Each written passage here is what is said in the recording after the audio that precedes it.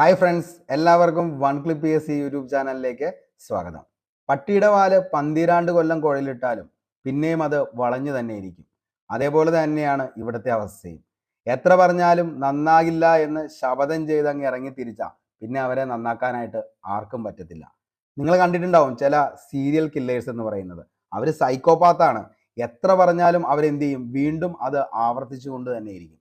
അതേപോലെ തന്നെയാണ് കഴിഞ്ഞ ദിവസത്തെ നിങ്ങളൊരു ആൻസർ കീ വന്നത്, ഫൈനൽ ആൻസർ കീ വന്ന് കണ്ടിട്ടുണ്ടാവും. കൊല്ലം കണ്ണൂര്, അതായത് 9 ചോദ്യങ്ങളാണ് ഡിലീഷനും അതേപോലെ തന്നെ ഒരു ചോദ്യം ക്യാൻസലേഷനുമായിട്ട് പോയത്. എന്തിനു വേണ്ടിയിട്ടാണ് ഈ പ്രഹസനം നടത്തുന്നത്? എനിക്ക് തോന്നുന്നത് ഈ പറയുന്ന ചോദ്യകർത്താക്കൾക്ക് PSC ഈ പറയുന്ന ചോദ്യങ്ങൾ ഉണ്ടാക്കുന്നതിന് വേണ്ടി 10ന്റെ പൈസ പ്രതിഫലം കൊടുക്കുന്നില്ല. ചിലപ്പോൾ അതുകൊണ്ടായിരിക്കും അവരിങ്ങനെയൊക്കെ ചെയ്യുന്നത്. അല്ലാതെ എന്തിനു വേണ്ടിയാണ് ഈ ഉദ്യോഗാർത്ഥികളെ ഇങ്ങനെയധികം ആശിപ്പിച്ചിട്ട് പെട്ടെന്നൊരു ദിവസം ഇല്ല എന്ന് പറയുന്ന അവസ്ഥയിലേക്ക് കൊണ്ടുപോയി എത്തിക്കുന്നത്? കാരണം നമുക്ക് നോക്കിക്കഴിഞ്ഞാൽ കഴിഞ്ഞ ദിവസം തന്നെ മലയാള മനോരമയിൽ വന്ന ഒരു പേപ്പർ കട്ടിംഗ് ആണിത്. ബിരുദതല തസ്തികയിലേക്കുള്ള പ്രിലിമിനറി പരീക്ഷയിൽ മാത്രം 32 ചോദ്യം തെറ്റ്. അങ്ങനെ PSC ഇന്ന് വരെ നടത്തിയ ചോദ്യപേപ്പറുകൾ നമ്മൾ എടുത്തു നോക്കിക്കഴിഞ്ഞാൽ അതിൻ്റെ അകത്ത് നിലവിൽ വന്നിരിക്കുന്ന അതായത് ഡിലീഷൻ എന്ന് പറയുന്നത് 335 എണ്ണമാണ്. കാരണം ഏറ്റവും ലേറ്റസ്റ്റ് ആയിട്ട് വന്ന കൊല്ലം കണ്ണൂരും നമ്മൾ എടുത്തു നോക്കിക്കഴിഞ്ഞാൽ 9 ചോദ്യങ്ങളാണ് അതിൽ നിന്നും എന്ത് ചെയ്തിരിക്കുന്നത്? ഡിലീറ്റ് ചെയ്തിരിക്കുന്നത്. അപ്പോൾ 326 + 9 335 ചോദ്യങ്ങളാണ് ഇത്രയും ദിവസങ്ങളായിട്ട് PSC എന്ത് ചെയ്തുകൊണ്ടിരിക്കുന്നത്? നിലവിൽ ഡിലീറ്റ് ചെയ്ത് കളഞ്ഞിരിക്കുന്നത്. നിങ്ങൾ കണ്ടിട്ടുണ്ടാവും, ഒരു ആപ്ലിക്കേഷൻ ആണെങ്കിലും നമ്മുടെ ചാനലാണെങ്കിലും അതേപോലെ തന്നെ ഒത്തിരി ചാനലുകൾ എല്ലാം ഡെയിലി 50ഉം 60ഉം ചോദ്യങ്ങളുടെ അതേപോലെ തന്നെ 100 ചോദ്യങ്ങളുടെ അങ്ങനെ പല പല മോഡൽ ക്വസ്റ്റ്യൻ പേപ്പറുകൾ എല്ലാ ദിവസങ്ങളും ചെയ്യുന്നുണ്ട്. അതിലൊന്നും എന്താണ് 1-2 തെറ്റുകൾ വരാതെ തന്നെ അവരെന്ത് ചെയ്യുന്നുണ്ട്? വളരെയധികം എന്താണ് ക്രോസ് ചെക്ക് ചെയ്തതിന് ശേഷം മാത്രമാണ് അവർ ആ ഒരു ഫയൽ എന്ത് ചെയ്യുന്നത്? ഉദ്യോഗാർത്ഥികളുടെ മുന്നിലേക്ക് വേണ്ടി എത്തിക്കുന്നത്. അത് അത്രത്തോളം കാര്യമായിട്ട് ഓരോ എന്താണ് വരികളും എന്താണ് പഠിച്ച് അല്ലെങ്കിൽ അത് ഓരോന്നിലൂടെയും ക്രോസ് ചെക്ക് ചെയ്തതിന് ശേഷം മാത്രമാണ് അവരത് പബ്ലിഷ് ചെയ്യാറുള്ളത്. നമ്മളും അങ്ങനെ തന്നെയാണ് ചെയ്യാറുള്ളത്. കാരണം ഞാൻ മാക്സിമം തെറ്റുകൾ കുറയ്ക്കാനായിട്ട് ശ്രമിക്കാറുണ്ട്, 1ഉം 2ഉം 3ഉം തവണ വായിച്ചിട്ട്. എന്നിട്ട് ഇത്രയും വലിയൊരു എക്സാം, LD പോലുള്ള ഒരു എക്സാം നടത്തുമ്പോൾ അതിൻ്റെ അകത്തൊക്കെ 10 ചോദ്യങ്ങളൊക്കെ എന്താണ് ക്യാൻസൽ, അതായത് ഇല്ലാണ്ടായി പോവുക എന്ന് പറയുമ്പോൾ ഒരു ഉദ്യോഗാർത്ഥികളുടെ അവൻ്റെ പ്രതീക്ഷ, അവൻ്റെ ആഗ്രഹം, അവൻ്റെ സ്വപ്നം ഇതല്ലേ അവിടെ നശിക്കുന്നത്? എത്ര ഉദ്യോഗാർത്ഥികളാണ് നമ്മളെ വിളിച്ചു പറഞ്ഞതെന്നറിയോ? കാരണം അവരൊക്കെ ഏറ്റവും വലിയ പ്രതീക്ഷയോട് കൂടിയായിരുന്നു ഈ ഒരു എക്സാം. കാരണം നിലവിൽ നടത്തിയ എക്സാമുകൾ വച്ച് നോക്കി കഴിയുമ്പോൾ ഏറ്റവും കൂടുതൽ ടഫായിട്ടുള്ള ഒരു എക്സാം കൂടിയായിരുന്നു കൊല്ലം കണ്ണൂര്. കാരണം ആ ഒരു ചോദ്യങ്ങൾ മാറ്റുമ്പോൾ കുറച്ച് ഉദ്യോഗാർത്ഥികളുടെ കുറച്ച് ഡൗട്ട് കൂടി ഞാൻ ഇതിൻ്റെ അകത്ത് ക്ലിയർ ചെയ്ത് പോവാണ്. അപ്പോൾ അവർ ചോദിച്ച കാര്യം മറ്റൊന്നുമല്ല, സാറേ ഈ 10 ചോദ്യങ്ങൾ നിലവിൽ അതിൻ്റെ അകത്ത് നിലവിൽ തെറ്റാണെങ്കിൽ ഞങ്ങൾക്ക് മാർക്ക് പോകുമോ എന്ന് ചോദിച്ചു. ചിലർ ചോദിച്ചു അതിൻ്റെ അകത്ത് ശരിയുണ്ടായിരുന്നു സാറേ, അപ്പം നമുക്ക് എന്തെങ്കിലും എന്താണ് ബോണസ് പോയിന്റ് വല്ലോ അല്ലെങ്കിൽ ബോണസ് മാർക്കായിട്ട് കിട്ടുമോ എന്ന് ചോദിച്ചു. മക്കളെ, അങ്ങനെ ഒന്നുമില്ല. 10 എണ്ണം നമ്മൾ നിലവിൽ PSC അതായത് ഡിലീറ്റ് പ്ലസ് ക്യാൻസൽ ആയിട്ടുള്ള 10 എണ്ണത്തിനും നമുക്ക് ഒന്നുമില്ല. അതായത് അങ്ങനെ എന്താണ് പിന്നെ നമുക്ക് മാർക്ക് വരുന്നത് 90ലാണ് മാർക്ക്. നമ്മുടെ തമ്പനയിലിൽ പറഞ്ഞ പോലെ നിങ്ങൾ 100ലല്ല എക്സാം എഴുതിയത്, 90ലാണ് എക്സാം എഴുതിയെന്നുള്ളതാണ് അതിൻ്റെ കറക്റ്റ് ആയിട്ടുള്ള ആ ഒരു മെത്തേഡ് എന്ന് പറയുന്നത്. ഓക്കെ, അതായത് നിങ്ങൾ 100ലായിരുന്നു എക്സാം പോയി എഴുതിയത്, പക്ഷെ അത് 100ലല്ല 90ലാണ് നിങ്ങൾ എക്സാം എഴുതിയത്. അതാണ് അതിൻ്റെ റൈറ്റ് എന്ന് പറയുന്നത്. ഓക്കെ, അതായത് ആ ചോദ്യങ്ങൾ തെറ്റാണെങ്കിലും ശരിയാണെങ്കിലും നിങ്ങൾക്ക് അതിന് എന്തില്ല? മാർക്കും ഇല്ല, അതേപോലെ മൈനസും ഇല്ല, ഒന്നുമില്ല. എത്രയാണോ ഉദ്യോഗാർത്ഥികൾ ആ എക്സാം എഴുതിയത് അവരുടെയൊക്കെ എല്ലാം എന്താണ് ഈ 10 ചോദ്യങ്ങളും മാറ്റി നിർത്തി 90ലായിരിക്കും അവർക്കൊക്കെ എന്ത് വരുന്നത്? കട്ട് ഓഫ് വരുന്നത് എന്നുള്ളതാണ് കറക്റ്റ് ആയിട്ടുള്ള ശരി എന്ന് പറയുന്നത്. ഓക്കെ, അപ്പോൾ അത് മനസ്സിലായി എന്ന് കരുതുന്നു. അപ്പോൾ ഇങ്ങനെ ഒരു കാര്യം, അതായത് ഓരോ പ്രാവശ്യവും ഓരോ മീഡിയാസ്, അതേപോലെ തന്നെ ന്യൂസ് പേപ്പേഴ്സ്, അതേപോലെ തന്നെ എന്താണ് യൂട്യൂബേഴ്സ്, PSC ചാനലുകൾ എല്ലാവരും നിരന്തരം PSCയുടെ അടുത്ത് ഇത് എന്ത് ചെയ്തുകൊണ്ടിരിക്കുകയാണ്? ഇങ്ങനെ പറഞ്ഞ് കളിയാക്കിയിട്ടും ഒരു നാണവുമില്ലാതെ വീണ്ടും മുന്നോട്ടേക്ക് തന്നെ പോയിക്കൊണ്ടിരിക്കുകയാണ്. ഇതൊക്കെ എന്ന് നന്നാവാൻ? ഉദ്യോഗാർത്ഥികളെ സംബന്ധിച്ചിടത്തോളം മുന്നിൽ കാണുന്ന ഇനിയുള്ള പരീക്ഷകൾ എഴുതണോ അല്ലെങ്കിൽ ഇത് എഴുതിയിട്ടൊക്കെ എന്ത് കാര്യം എന്നുള്ള ആ ഒരു ക്വസ്റ്റ്യൻ മാർക്കിലേക്ക് കൊണ്ടുപോയി എത്തിക്കുന്നതും ഇതേപോലെയുള്ള കാര്യങ്ങളാണ്. ഓക്കെ, ഇനി അവരുടെ അടുത്ത് ഒരു വിശദീകരണം ചോദിച്ചു കഴിഞ്ഞപ്പോൾ PSC പറഞ്ഞ കാര്യം ഇതായിരുന്നു: തെറ്റ് കണ്ടെത്തുന്നതിൽ പരിമിതി ഉണ്ടെന്നാണ് PSC പറയുന്നത്. അതായത് ചോദ്യക്കടലാസിലെ തെറ്റുകൾ പരീക്ഷയ്ക്ക് മുൻപ് കണ്ടെത്തുന്നതിന് പരിമിതി ഉണ്ടെന്നാണ് PSCയുടെ വിശദീകരണം. കാരണം എന്താ ചോദിച്ചു കഴിഞ്ഞാൽ ഒരു പരീക്ഷയ്ക്ക് വിവിധ ചോദ്യകർത്താക്കൾ തയ്യാറാക്കുന്ന ചോദ്യപേപ്പറുകൾ കവറിൽ മുദ്ര വെച്ചാണ് സൂക്ഷിക്കുന്നത്. നല്ല കാര്യമാണ്. വിവിധ എന്താണ് ആളുകൾ തയ്യാറാക്കിയ ചോദ്യപേപ്പറുകൾ എന്ത് ചെയ്യാണ് മുദ്രയൊക്കെ വെച്ചാണ് സൂക്ഷിക്കുന്നത്. അപ്പോൾ അതിൻ്റെ അകത്ത് നിന്ന് എന്താണ് നറുക്കിട്ടാണ് ചോദ്യപേപ്പർ തിരഞ്ഞെടുക്കുന്നത്. ഈ കവർ പരീക്ഷാ ഹാളിൽ ഉദ്യോഗാർത്ഥിയുടെ മുമ്പിൽ വെച്ച് പൊട്ടിക്കുമ്പോഴാണ് ഈ ഉദ്യോഗസ്ഥർ വരെ അറിയുന്നത് ഈ ചോദ്യം അതായിരുന്നു എന്നുള്ളത്. അങ്ങനെയാണ് പറയപ്പെടുന്നത്. എനിക്കറിയത്തില്ല അതിന് എത്രത്തോളം എന്താണ് ഈ പറയുന്ന സത്യമുണ്ട് എന്നുള്ള കാര്യം. ഇനി തെറ്റുകൾ തടയാൻ വിശദമായ മാർഗനിർദ്ദേശങ്ങൾ ചോദ്യകർത്താക്കൾക്ക് മുൻകൂറായി നൽകുകയും സ്ഥിരമായി തെറ്റുവരുത്തുന്നവരെ കണ്ടെത്തി മാറ്റി നിർത്തുകയും PSC എന്ത് ചെയ്തിട്ടുണ്ട്. അതുകൊണ്ടായിരിക്കും ഇപ്പോൾ 10 ചോദ്യങ്ങൾ വരെ എന്ത് ചെയ്തേക്കണത് തെറ്റിച്ച് 9 ചോദ്യം തെറ്റിച്ചിട്ട് ഒരെണ്ണം ക്യാൻസലും ചെയ്തേക്കണം. അതുകൊണ്ടായിരിക്കാം. നല്ല കാര്യമാണ്. ഇനി ചോദ്യകർത്താക്കളെ തിരഞ്ഞെടുക്കുന്നതിനുള്ള നടപടിക്രമം സംബന്ധിച്ച് വിവരാവകാശം എന്ത് ചെയ്യാൻ പാടില്ല, രഹസ്യ സ്വഭാവം ഉള്ളതുകൊണ്ട് ഈ വിവരങ്ങളൊന്നും എന്ത് ചെയ്യാൻ പാടില്ല, നിർവാഹമില്ല എന്നാണ് എന്ത് ചെയ്യുന്നത് PSC പറയുന്നത്. ഞാൻ ആദ്യം പറഞ്ഞ പോലെ തന്നെ ഇവർക്കൊന്നും 10ന്റെ പൈസ കൊടുക്കണില്ലാന്ന് എനിക്ക് തോന്നുന്നത് ഈ ചോദ്യം ഉണ്ടാക്കണേന്. അപ്പൊ അത്രത്തോളം ആത്മാർത്ഥയാണല്ലോ അതിൻ്റെ അകത്ത് ഉണ്ടാവുകയുള്ളൂ. അപ്പൊ അതുകൊണ്ടായിരിക്കാം ചിലപ്പോൾ ഇത്രയും ചോദ്യങ്ങളൊക്കെ തെറ്റു വരുന്നത്. അല്ലാതെ എന്താണ് മക്കളെ പറയാനുള്ളത്? ഒന്ന് ആലോചിച്ച് നോക്കി. നമ്മൾ ഈ പറയുന്ന പാവപ്പെട്ട അതായത് ഒരു ജോലിക്ക് വേണ്ടി കഷ്ടപ്പെട്ട് ബുദ്ധിമുട്ടി അത് ഒരു സ്വപ്നമായി വർഷങ്ങളോളം അതിന് വേണ്ടിയിട്ട് 3 വർഷം കൂടുമ്പോൾ നടക്കുന്ന ഒരു എക്സാമാണ് ഈ പറയുന്ന LDC എന്ന് പറയുന്ന ഒരു എക്സാം. അതിന് വേണ്ടിയിട്ട് അത്രത്തോളം എഫേർട്ട് ഇട്ട് അത്രത്തോളം കഷ്ടപ്പെട്ട് നിൽക്കുന്ന ഒരു ഉദ്യോഗാർത്ഥിയുടെ മുന്നിലേക്കാണ് ഈ 10 ചോദ്യങ്ങൾ പണ്ടാരടങ്ങുന്നത്. അപ്പോൾ എത്രത്തോളം വിഷമം ഉണ്ടാവും. പിന്നെ എങ്ങനെ ഉദ്യോഗാർത്ഥികൾ അല്ലെങ്കിൽ പുതിയ യുവാക്കളും അതേപോലെ യുവതികളും PSC എന്ന് പറയുന്ന വിശ്വസിച്ച് മുന്നോട്ടേക്ക് വരും? എനിക്ക് ചോദിക്കാനുള്ള ഇത്രയും കാര്യമുള്ളൂ. നിങ്ങൾ എന്തിനാണ്, ആർക്ക് വേണ്ടിയിട്ടാണ് ഇങ്ങനെയുള്ള കാര്യങ്ങളൊക്കെ ചെയ്യുന്നത് എന്നുള്ളതൊന്ന് എന്തെങ്കിലും ഒന്ന് വ്യക്തമാക്കുകയാണെങ്കിൽ വളരെയധികം നല്ലതാണ്. കാരണം നിരന്തരമായിട്ട് ആളുകൾ ചോദിക്കുന്നതാണ് ഇങ്ങനെയാണെന്നുള്ളത്. നമ്മൾ പോലും ഒരു നോട്ടോ അല്ലെങ്കിൽ ഒരു PDF നിങ്ങൾക്ക് വേണ്ടിയിട്ട് അപ്ലോഡ് ചെയ്യുമ്പോൾ എത്രമാത്രം ക്രോസ് ചെക്ക് ചെയ്തിട്ടാണ് നിങ്ങളുടെ മുന്നിലേക്ക് എത്തിക്കുന്നത്, മാക്സിമം തെറ്റ് വരുത്താതെ. അപ്പോൾ ഇത്രയും വലിയൊരു എക്സാമിന് തെറ്റ് വരുത്തുക എന്ന് പറയുമ്പോൾ അത് അത്രത്തോളം അലസതമായിട്ട് ചെയ്തുകൊണ്ട് മാത്രമല്ലേ അങ്ങനെ വരുന്നത്. കാരണം ഇത് എത്ര ലക്ഷക്കണക്കിന് ഉദ്യോഗാർത്ഥികൾ എഴുതുന്ന ഒരു എക്സാമാണ്. എത്രത്തോളം ഉത്തരവാദിത്തത്തോടു കൂടിയാണ് നിങ്ങളപ്പോൾ അത് ചെയ്യുന്നത് എന്നുള്ളത് നിങ്ങളൊന്ന് ആലോചിച്ച് നോക്ക്. നിങ്ങളുടെ മക്കൾക്കും അതേപോലെ തന്നെ നിങ്ങൾക്ക് വേണ്ടപ്പെട്ടവരുടെ എക്സാമും അവരുടെ പ്രതീക്ഷകളുമായിരുന്നു നിങ്ങൾ ഇങ്ങനെ ഓരോ ദിവസവും ചെയ്ത് കൂട്ടുന്നതെങ്കിൽ നിങ്ങൾക്കത് ശരിക്കും സങ്കടമാവില്ലേ? എനിക്ക് അത്രേ പറയാനുള്ളൂ. എന്തായാലും നമുക്ക് ഈ പറഞ്ഞ ആ ക്വസ്റ്റ്യനുകളൊന്ന് നോക്കാം. അതോ ഏറ്റവും ബേസ് ആയിട്ടുള്ള ചോദ്യങ്ങളാണ് എന്ത് ചെയ്യുന്നത് ഇനി ഇതിൻ്റെ അകത്ത് നിന്നും പോകുന്നത്. അത് ഏതൊക്കെയാണെന്നുള്ളത് നമുക്കൊന്ന് നോക്കാം. ഓക്കെ. അപ്പോൾ LDC കൊല്ലം കണ്ണൂരിൻ്റെ ക്വസ്റ്റ്യൻ പേപ്പർ 109/2024. അപ്പോൾ ഇത് നമ്മൾ എടുത്ത് നോക്കുകയാണെങ്കിൽ നമുക്കറിയാം ഏതൊക്കെ ചോദ്യങ്ങളാണ് ഇതിൻ്റെ അകത്ത് നിന്നും PSC മാറ്റി നിർത്തിയത് എന്നുള്ളത് നോക്കിക്കഴിഞ്ഞാൽ ആദ്യത്തെ ഇതാണ് ക്വസ്റ്റ്യൻ പേപ്പറിൻ്റെ അവർ ഫൈനൽ ആൻസർ കീ പുറത്തു വിട്ടത്. ആദ്യത്തെ ചോദ്യം എന്ന് പറയുന്നത് ഏതാണെന്ന് ചോദിച്ചു കഴിഞ്ഞാൽ 18ാമത്തെ ചോദ്യമാണ്. ആദ്യത്തെ തന്നെ നമ്മൾ കണ്ടേക്കണ ചോദ്യമാണ് 18ാമത്തെ ചോദ്യം. അതായത് നീതി ആയോഗുമായി ബന്ധപ്പെട്ട ഒരു ചോദ്യമാണ്. ശരിക്കും നീതി ആയോഗമൊക്കെ PSCക്ക് വേണ്ടി ഉദ്യോഗാർത്ഥി അത്രത്തോളം ഡെപ്ത് ആയിട്ട് പഠിച്ചു പോയൊരു സംഭവമാണ്. നീതി ആയോഗിന്റെ ചുമതലയിൽ ഉൾപ്പെടാത്ത പ്രസ്താവന ഏതാണ്? ആ ഒരു ചോദ്യം എന്ത് ചെയ്തിരിക്കുകയാണ്, നിലവിൽ PSC എന്ത് ചെയ്തേക്കാണ്, ഡിലീറ്റ് ചെയ്തേക്കാണ്.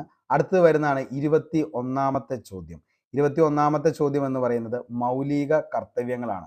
PSC പഠിക്കുന്ന ഒരു ഉദ്യോഗാർത്ഥികൾക്ക് മൗലിക കർത്തവ്യങ്ങൾ, മൗലിക കടമകൾ, മാർഗനിർദ്ദേശക തത്വങ്ങൾ, അതേപോലെ തന്നെ ഈ പറയുന്ന മൗലിക അവകാശങ്ങൾ, സിറ്റിസൺഷിപ്പ്, ഇതൊക്കെ ബേസ് ആയിട്ട് ഇന്ത്യൻ കോൺസ്റ്റിറ്റ്യൂഷനുമായി ബന്ധപ്പെട്ട് പഠിക്കേണ്ടതാണ്. അവർ പഠിച്ചതുമാണ്. അത് എന്ത് ചെയ്തേക്കാണ്, മാറ്റിയേക്കാണ്. അടുത്ത ചോദ്യം എന്ന് പറയുന്നത് 26ാമത്തെ ചോദ്യമാണ്. 26ാമത്തെ ചോദ്യമാണ് അടുത്തത് വരുന്നത്. 26ാമത്തെ ചോദ്യം നമുക്ക് നോക്കാം. 26ാമത്തെ ചോദ്യം എന്ന് പറയുന്നത് ദേശീയ മനുഷ്യാവകാശ കമ്മീഷനുമായി ബന്ധപ്പെട്ടാണ്. ആ ചോദ്യവും മനുഷ്യാവകാശ കമ്മീഷനുമായി ബന്ധപ്പെട്ട് താഴെ പറയുന്നവയിൽ ശരിയായ പ്രസ്താവന ഏതാണ്? അതും എന്ത് ചെയ്തേക്കാണ്, നിലവിൽ മാറ്റിയേക്കാണ്. അടുത്ത ചോദ്യം വരുന്നത് 29ാമത്തെയാണ്. അത് ക്യാൻസൽ ആണ്. നിലവിൽ അത് ക്യാൻസൽ ചെയ്ത് കളഞ്ഞു. രാഷ്ട്രപതി ഉപരാഷ്ട്രപതി ഒക്കെ അത്രത്തോളം ഇമ്പോർട്ടൻ്റ് ആണ്. നമ്മൾ തന്നെ ക്ലാസ്സിൽ പല തവണ പറഞ്ഞു പോയിരിക്കുന്നത്. അതും എന്ത് ചെയ്തിരിക്കുകയാണ്, നിലവിൽ മാറ്റിയേക്കാണ്. അടുത്ത ചോദ്യം വന്നിരിക്കുന്നത് 38ാമത്തെ ചോദ്യവും 46ാമത്തെ ചോദ്യമാണ് കേട്ടോ. അപ്പോൾ 38ാമത്തെ ചോദ്യം എന്ന് പറയുന്നത് ഏതാണെന്ന് ചോദിച്ചു കഴിഞ്ഞാൽ ജനിതക എഡിറ്റിങ്ങിൽ ക്രിസ്പാർ എന്ന് പറയുന്ന ആ ഒരു സംഭവം നമ്മൾ പറഞ്ഞേക്കണെയാണ്. അതിനെക്കുറിച്ച് ഡീറ്റെയിൽ ആയിട്ട് നമ്മൾ കറണ്ട് അഫയേഴ്സ് ക്ലാസ്സിൽ ചെയ്തേക്കണെയാണ്. ആ ഒരു ചോദ്യം എന്ത് ചെയ്തേക്കാണ്, നിലവിൽ ഡിലീഷനാണ്. അതേപോലെ തന്നെ 46ാമത്തെ ചോദ്യവും എന്ത് ചെയ്തേക്കാണ്, മാറ്റിയേക്കാണ്. താഴെ പറഞ്ഞതിൽ ഇന്ത്യയിലെ സൗരോർജ്ജ വികസനത്തിനുള്ള സ്ഥാപനം പദ്ധതി അല്ലാത്ത ഏതാണ്? വേണമെങ്കിൽ ഇത് മാറ്റിക്കോട്ടെ, വലിയ കുഴപ്പമില്ലാത്ത ഒരു സംഭവമായിരുന്നു. അത് വേണമെങ്കിൽ മാറ്റിക്കോട്ടെ. അത്യാവശ്യം ഒരു കൺഫ്യൂഷൻ ഉണ്ടാക്കുന്നതാണ്. ഉദ്യോഗാർത്ഥിനെ സംബന്ധിച്ചിടത്തോളം എന്താണ്, കുറച്ച് ടഫാണ്, പൊക്കോട്ടെ എന്ന് വയ്ക്കാം. ഇനി അടുത്ത ചോദ്യം നമുക്ക് നോക്കാം. അടുത്ത ചോദ്യം വന്നിരിക്കുന്നതെന്ന് പറഞ്ഞു കഴിഞ്ഞാൽ 66ാമത്തെ ചോദ്യമാണ്. 66ാമത്തെ ചോദ്യം എന്ത് ചെയ്തേക്കാണ്, നിലവിൽ PSC ക്യാൻസൽ ഡിലീറ്റ് ചെയ്തിരിക്കുകയാണ്. ഓക്കെ, ഗാർഹിക പീഡനം അത്രത്തോളം സുപ്രധാന നിയമങ്ങൾ എന്ന് പറയുന്നത് PSC ഉദ്യോഗാർത്ഥികൾ അരച്ച് കലക്കി കുടിച്ചൊരു ടോപ്പിക്കാണ്. അതും എന്ത് ചെയ്തേക്കാണ്. ഇതൊക്കെ ആർക്ക് വേണ്ടിയിട്ടാണ് മക്കളെ ചെയ്യുന്നതെന്നുള്ളത് ഇപ്പോഴും ഒരു പിടുത്തം കിട്ടുന്നില്ല. എത്ര തവണ പല പല ചാനലുകളായിട്ടും ഇങ്ങനെ ഒക്കെ പറഞ്ഞിട്ടും ഒരു നാണം വേണ്ടേ ഇതൊക്കെ വീണ്ടും ഇങ്ങനെ തന്നെയൊക്കെ ചെയ്യാനായിട്ട്? കാരണം പറഞ്ഞതിന് എന്തെങ്കിലും ഒരു എന്താ പറയാ, 1, 2, 3 ഒക്കെ എന്താണ്, മനുഷ്യ സഹജമാണ്, മനുഷ്യരാണ് ഇത് ഉണ്ടാക്കുന്നത്, പറ്റും. പക്ഷെ ഇത് 10 ചോദ്യം എന്നൊക്കെ പറഞ്ഞു കഴിഞ്ഞാൽ എന്താ പറയാ, അതൊന്നും നമുക്ക് ഒരിക്കലും സമ്മതിക്കാൻ പറ്റത്തില്ല. പക്ഷെ വേറൊരു ഓപ്ഷൻ ഇല്ല എന്നുള്ളത് മാത്രം എന്ത് ചെയ്യുക, ഇങ്ങനെ പറയുക. Find out the correct spelling. 81 എന്ത് ചെയ്ത് വെക്കണു, നിലവിൽ മാറ്റിയേക്കണു. അതേപോലെ തന്നെ എന്താണ്, അടുത്ത് വന്നിരിക്കുന്നത് 84ഉം 87ഉമാണ്. 84ഉം 87ഉം. ഓക്കെ, അപ്പോൾ 84 നിലവിൽ എന്ത് ചെയ്തേക്കണു, പോയി. അതേപോലെ തന്നെ 87 അതും എന്ത് ചെയ്തേക്കാണ്, ഡിലീഷൻ ചെയ്തേക്കാണ്. അപ്പോൾ 9 ചോദ്യങ്ങളാണ് എന്ത് ചെയ്തിരിക്കുന്നത്, മാറ്റപ്പെട്ടിരിക്കുന്നത്. നിങ്ങൾക്ക് തന്നെ അറിയാം, ഒരു 0.33 കൊണ്ട് നമ്മുടെ റാങ്ക് മാറുന്നത് ഏത് ലെവലിലേക്കാന്നുള്ളത്. അപ്പോൾ 10 ചോദ്യങ്ങൾ എന്ന് പറയുമ്പോൾ ഒരു ഉദ്യോഗാർത്ഥിയെ സംബന്ധിച്ചിടത്തോളം അവൻ ആ ഒരു ലിസ്റ്റിൽ എവിടെ വരും എന്നുള്ളത് പോലും പറയാൻ പറ്റാത്ത ഒരു ലെവലിലേക്കാണ് എന്ത് ചെയ്തുകൊണ്ടിരിക്കുന്നത്, ഓരോ ദിവസവും പോയിക്കൊണ്ടിരിക്കുന്നത്. ഇത് എന്തിനു വേണ്ടിയിട്ടാണ് ഇങ്ങനെ ചെയ്യുന്നത് എന്ന് ചോദിച്ചു കഴിഞ്ഞാൽ അറിയത്തില്ല. കാരണം ഓരോ പ്രാവശ്യവും കൂടുകയല്ലാതെ ഒരിക്കലും കുറയത്തില്ല. അപ്പോൾ അതുകൊണ്ട് എന്ത് ചെയ്യുക, നമ്മൾ മാക്സിമം എന്താണെന്ന് വെച്ച് കഴിഞ്ഞാൽ നമ്മുടേതായിട്ടൊരു സ്റ്റൈലിൽ എന്ത് ചെയ്യുക, പഠിച്ചു പോവുക. കഴിഞ്ഞ ഓരോ എക്സാമുകൾ നമ്മൾ എടുത്തു നോക്കുമ്പോഴും മനസ്സിലാവും, ഏകദേശം 30ഓളം ചോദ്യങ്ങളാണ് സ്കിപ്പ് ഓപ്ഷനിലേക്കായിട്ട് വരുന്നത്. അപ്പോൾ ഏതൊരു ഉദ്യോഗാർത്ഥി ഇപ്പോൾ എന്താണ്, നിലവിൽ കണ്ടിന്യൂസ് ആയിട്ട് പഠിച്ചുകൊണ്ടിരിക്കുന്ന ഒരു ഉദ്യോഗാർത്ഥി, അതേപോലെ തന്നെ എന്താണ്, ഏറ്റവും വേണ്ട കാര്യങ്ങൾ മാത്രം പഠിച്ചുകൊണ്ടിരിക്കുന്ന ഉദ്യോഗാർത്ഥി, ഓഫ്ലൈൻ സെന്ററിൽ പഠിക്കുന്ന ഉദ്യോഗാർത്ഥി, ഓൺലൈൻ ആപ്ലിക്കേഷനിൽ പഠിക്കുന്ന ഉദ്യോഗാർത്ഥി, നിങ്ങൾ ഈ 3 ഉദ്യോഗാർത്ഥികളെ ഞാൻ എന്ത് ചെയ്തിട്ടുണ്ട്, നിലവിലൊരു അനലൈസ് ചെയ്ത് കഴിഞ്ഞപ്പോൾ കിട്ടിയത് എന്താണെന്ന് ചോദിച്ചു കഴിഞ്ഞാൽ, ഈ പറയുന്ന ഉദ്യോഗാർത്ഥികൾക്കും അതേപോലെ തന്നെ എന്താണ്, ഓൺലൈനിൽ ഓഫ്ലൈനിൽ അതേപോലെ തന്നെ എന്താണ്, സെൽഫ് സ്റ്റഡി, അതേപോലെ തന്നെ എന്താണ്, ഈ പറയുന്ന നമ്മൾ എന്താണ് സ്വന്തമായിട്ട് എന്താണ് വീഡിയോസുകൾ ബാക്കി കാര്യങ്ങളൊക്കെ ഉണ്ട്. അങ്ങനെ self study, offline centre, online സെന്ററിൽ എല്ലാത്തിൽ പഠിക്കുന്ന ഉദ്യോഗാർത്ഥികളെ സംബന്ധിച്ചിടത്തോളം ഏകദേശം എല്ലാവരും എന്താണ്, സെയിം പെർഫോമൻസിൽ തന്നെയാണ് ഇപ്പോഴും മുന്നോട്ടേക്ക് പോകുന്നത്. അതായത് എല്ലാവർക്കും ഏകദേശം ഒരു 30ഓളം ചോദ്യങ്ങൾ എന്ത് ചെയ്തിട്ടുണ്ട്, സ്കിപ്പ് ചെയ്യാനായിട്ട് പറ്റിയ, അതായത് സ്കിപ്പായി പോയിട്ടുണ്ട് ഈ പറയുന്ന എല്ലാ ചോദ്യം സ്റ്റേജ് 1ഉം സ്റ്റേജ് 2ഉം സ്റ്റേജ് 3ഉം 4ഉം ഒക്കെ എടുക്കുമ്പോൾ.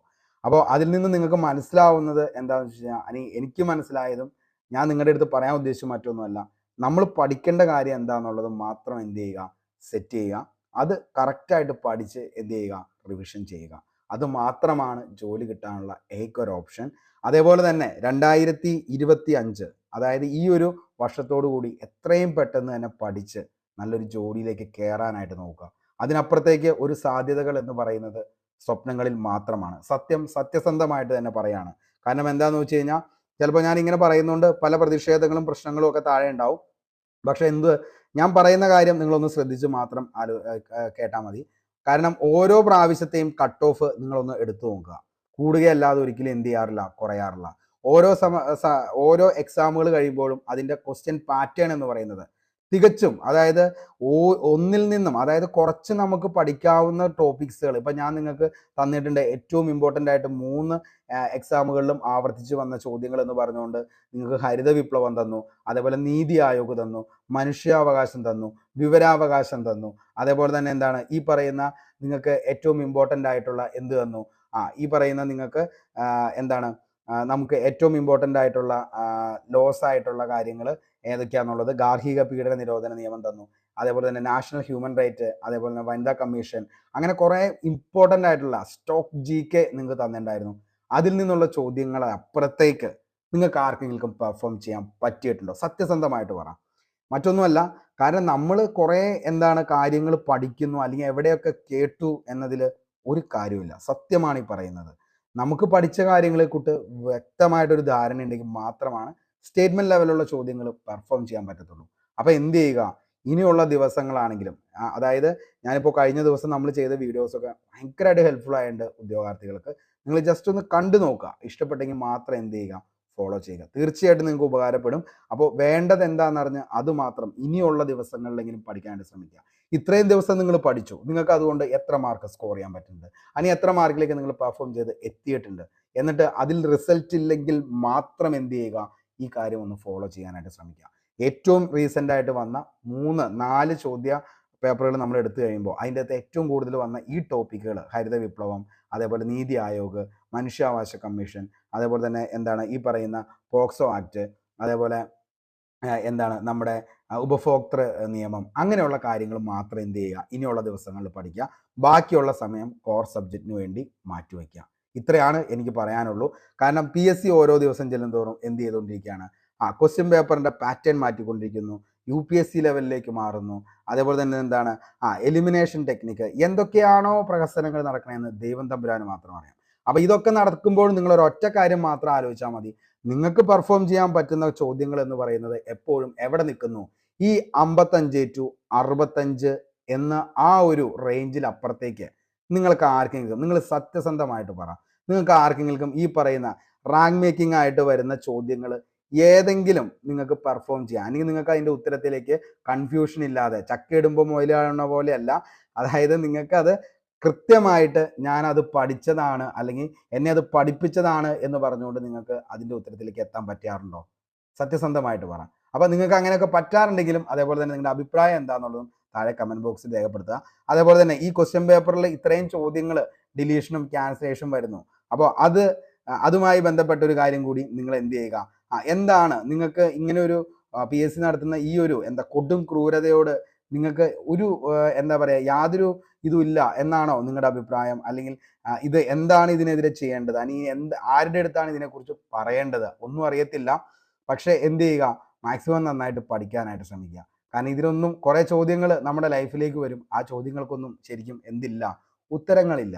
അപ്പോൾ ഉത്തരങ്ങളില്ലാത്ത ചോദ്യങ്ങളാണ് ഈ പറയുന്ന ക്വസ്റ്റ്യൻ പേപ്പറിൽ വരുന്ന ചോദ്യങ്ങളുടെ ഡിലീഷൻ, ക്യാൻസലേഷൻ. ഇതൊക്കെ എന്താണ് ഇങ്ങനെ നടന്നുകൊണ്ട് തന്നെയായിരിക്കും. ഞാൻ ആദ്യം സ്റ്റാർട്ടിങ്ങിൽ വീഡിയോ പറഞ്ഞ പോലെ പട്ടിയുടെ വാല് 12 കൊല്ലം കോയിലിട്ടാലും അതെന്ത് തന്നെയായിരിക്കും, വളഞ്ഞു തന്നെയായിരിക്കും. എത്ര പറഞ്ഞാലും ശങ്കരൻ അഗെയിൻ എന്താണ്, സെയിം കോക്കനട്ട് ട്രീ. അപ്പോൾ ഇന്നത്തെ വീഡിയോ ഇവിടെ വെച്ച് വൈൻഡപ്പ് ചെയ്യാണ്. നിങ്ങൾക്ക് വീഡിയോ ഇഷ്ടപ്പെട്ടെങ്കിൽ ഉറപ്പായിട്ടും ലൈക്ക് ചെയ്യുക. പുതിയൊരു വീഡിയോയുമായി നമുക്ക് വീണ്ടും കണ്ടുമുട്ടാം. അതുവരത്തേക്കും short break. Signing off, Arun Kombanadan. Thank U.